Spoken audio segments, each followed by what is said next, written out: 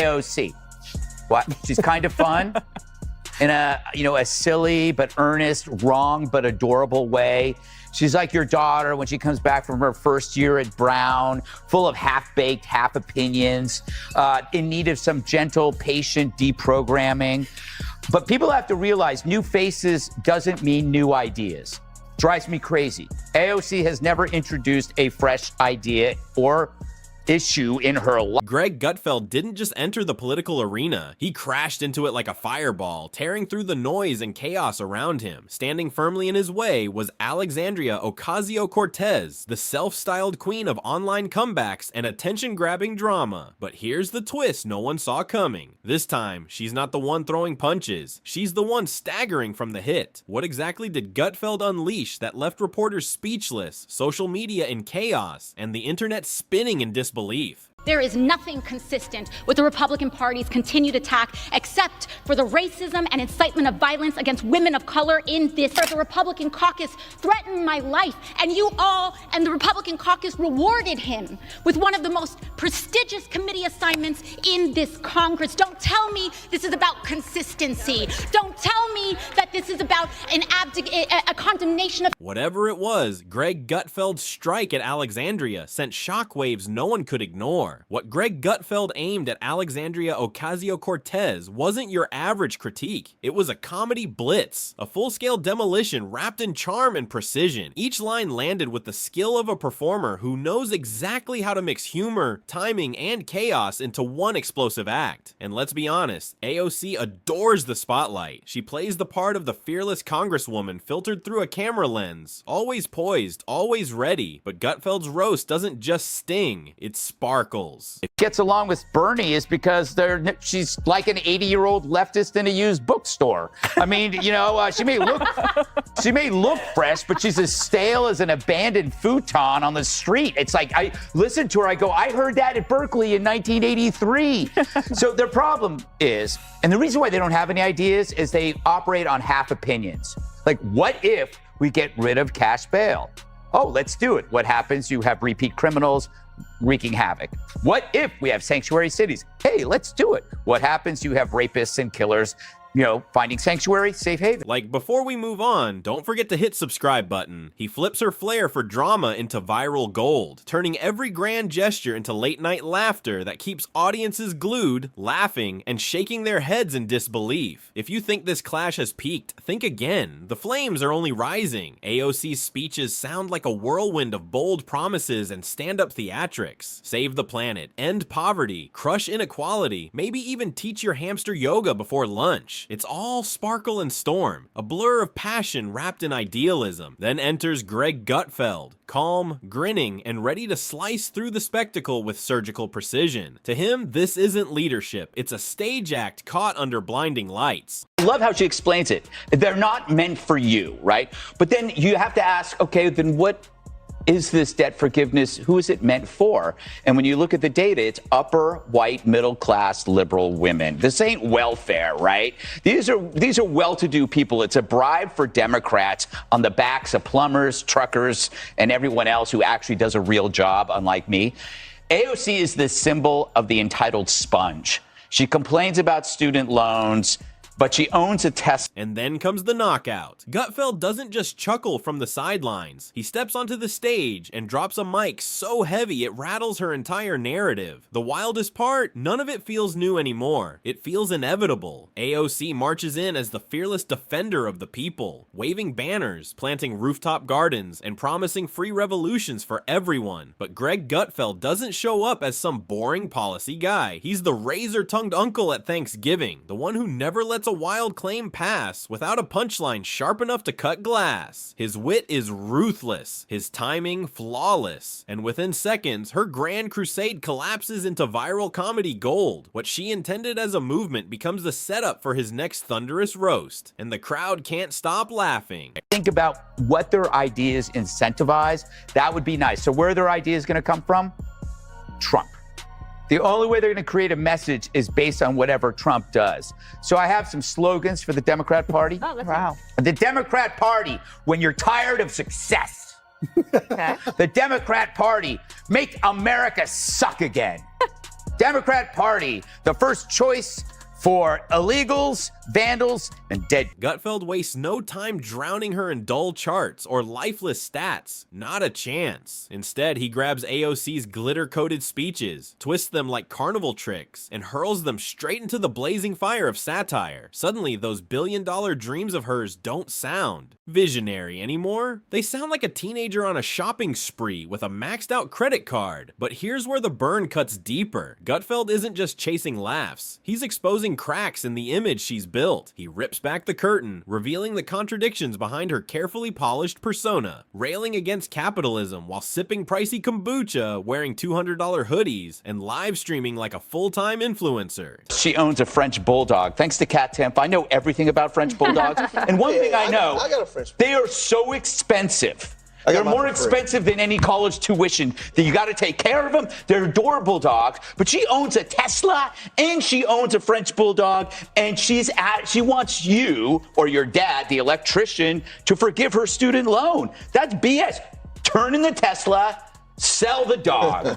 I'll buy it half. Greg drives the point home. Her real victories don't happen in Congress. They explode on TikTok and Instagram, where the spotlight shines brighter than any debate stage. And then come the receipts, stacked high and sizzling with proof. Gutfeld doesn't hold back. He zooms in on her crown jewel, the Green New Deal, and tears it apart. Not as serious policy, but as a glittery wish list pulled from a teenager's daydream. Free healthcare, free college, free jobs, maybe even free puppies. It all sounds magical, until Greg drops the brutal question that snaps the illusion. Who's paying for this? AOC points at billionaires like they're an endless buffet, but Gutfeld, grinning, reminds her that math doesn't disappear just because someone wants it to. Suddenly, her paradise loses its glow and wobbles like your cousin's half-built IKEA shelf. The fallout? Pure comedy gold. Conservatives cheer his takedown like scripture, quoting him as if he's writing the handbook of common sense, while progressives rush to her defense, crying foul. And Greg, he's just getting started. At the heart of this spectacle, ordinary people can't stop laughing. Meantime, AOC has taken a break from doing nothing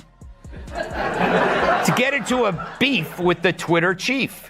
On Tuesday, she tweeted, LMAO at a billionaire earnestly trying to sell people on the idea that free speech is actually an $8 a month subscription plan. That's a reference to Musk's plan to charge people $8 a month for verified blue checkmark status. But he hit back tweeting, your feedback is appreciated. Now pay $8. To be fair, because honestly, Greg Gutfeld sparring with AOC is funnier than half of Netflix's comedies, but behind the laughter hides something sharper, a truth that cuts deeper than any talking point. Comedy, after all, is the most dangerous weapon in politics, and Greg wields it like a surgical blade. He slices straight through her shiny slogans and glitter-drenched branding, exposing how her dazzling promises sparkle online but collapse the moment reality asks for a plan. That's the sting, not cruelty but clarity. Gutfeld dares to ask the question no one else will. Is this really Congress or just a TikTok influencer house? And the timing couldn't be more perfect because let's face it, modern politics has become pure theater. AOC plays the influencer, stacking hashtags and live streams like trophies, while Greg steps in as the relentless critic, turning her performance into a blazing roast no one can look away from. When Greg Gutfeld tears apart AOC's economic logic, it's more than late night comedy. to be fair, she'd love to spend the $8, but she already bought a Tesla. He also tweeted a photo of some ugly AOC merch she's trying to hawk for $58. Overpriced merch, AOC. Seems pretty capitalistic of you, which according to you makes you evil.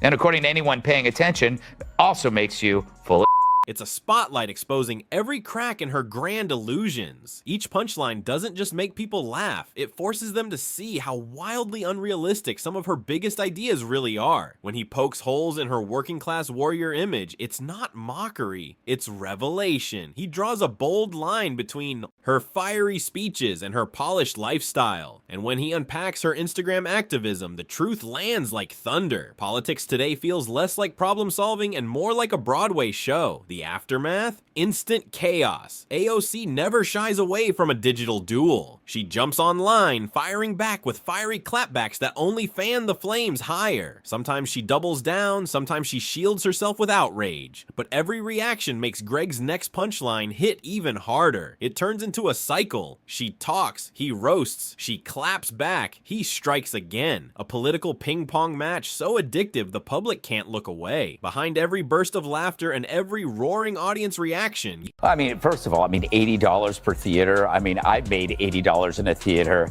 and there wasn't even a movie playing. Wow. What do you mean? I don't know. It's no surprise. Who would go see a movie that's the opposite of entertaining? There's nothing entertaining about that.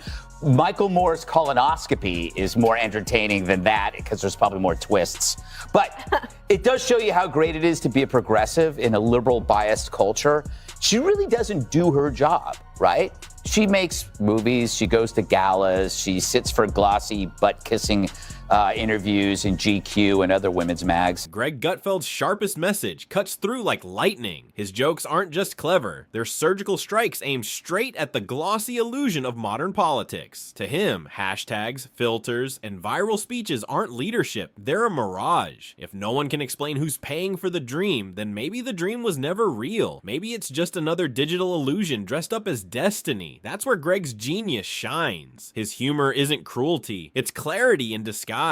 Each punchline hits like a well-aimed blade, slicing through the noise until only truth remains. Every laugh he earns carries a sting of reality, a reminder that emotional speeches don't balance budgets, that viral posts don't solve problems, that applause doesn't equal progress. AOC's fiery words may light up timelines, but Greg's wit burns through them like wildfire. He takes her polished confidence, her slogans, her catchphrases, her endless self-branding, and flips them into a mirror. In that reflection, the audience doesn't just see her, they see a system addicted to performance. A Congress turned into a content studio.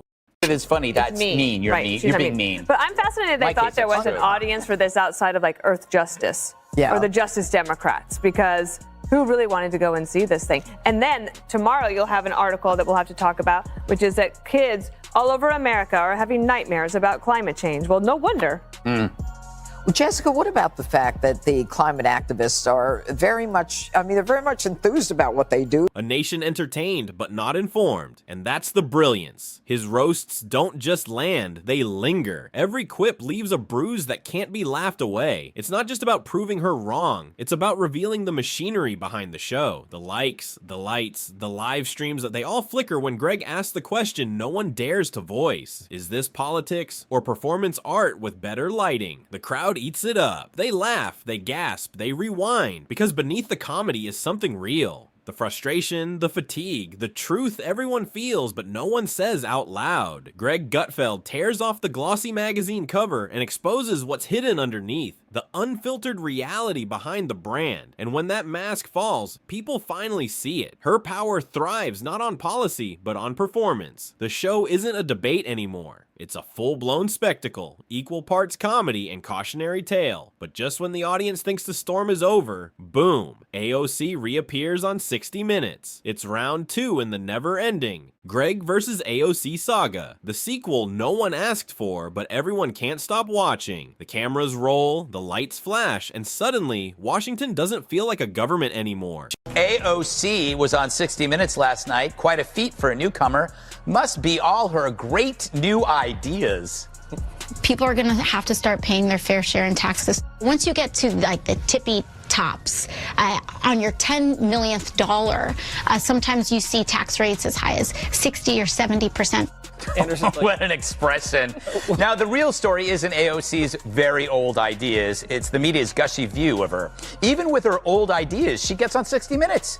The past is called the future, and you better love it. It feels like a stage where every argument is scripted and every slogan rehearsed.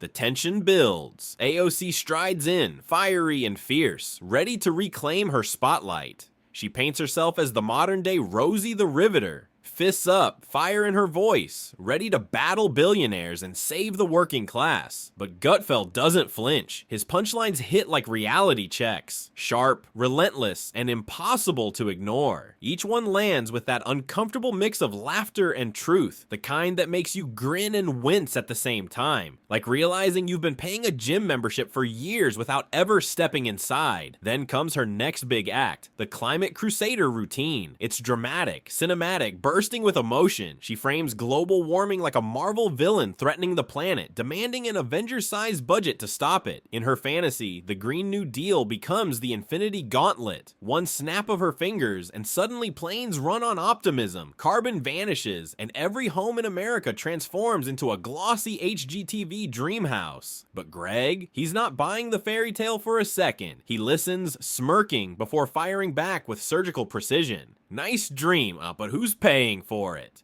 His delightful dancing video from last week. The media created a fake story that conservatives attacked her over this delightful trifle. Not really. In fact, the only stories written about the dance were by liberals using it to falsely smear the right. So the press creates a shield around her in which any criticism must be due to sexism or bigotry, when in fact it's in their heads and not ours. But this strategy works by preventing. The room freezes. That one question collapses the illusion like a house of cards. What was pitched as world-saving legislation suddenly sounds like a Kickstarter wish list, with stretch goals that promise to end poverty and hand out unicorns. That's Gutfeld's brilliance. He doesn't argue like a policy wonk. He roasts like a late-night assassin. He doesn't drone on about numbers. He jokes that her budget looks like it was scribbled on a cocktail napkin after happy hour. He doesn't rant about structure. He cracks that it has the design quality of a toddler's crayon sketch of a house. His punchlines spread like wildfire. They echo across screens, replayed, memed, and quoted. AOC's fans rush to defend her, shouting that Greg is cruel or dismissive. But while they fight to protect her, Greg just grins, because the more outrage she fuels, the louder his laughter gets. Every headline, every reaction, every attempt to strike back only feeds the flame. What started as political debate has turned into a blockbuster feud, a never-ending episode where the punchlines cut deeper than the policies. YouGov poll says AOC has 61% approval rating for Democrats, right? The highest of any Democrat unless they've been elected president. So if your new brand ambassador is going to be AOC, then I think it's more than just the messaging and the branding. So by now you heard that AOC, among others, were arrested last night. She truly is an American hero. It was brutal, taken out in cuffs. Well, technically, her shirt had cuffs. Maybe French cuffs, as she did surrender without fighting. And the craziest part? Neither of them is backing down. It's like showing up to a water balloon fight only to realize your opponent brought a flamethrower. She's got energy, but he's burning down the field. In the wildest twist, the media scrambles. Progressive outlets rush to shield her, labeling Greg as cruel or dismissive, as if name-calling could silence the wildfire of laughter already. Sweeping the internet. Meanwhile, conservative outlets can't get enough, plastering Greg's zingers across headlines, turning them into rallying cries and bumper sticker gold. If you like this video, then subscribe.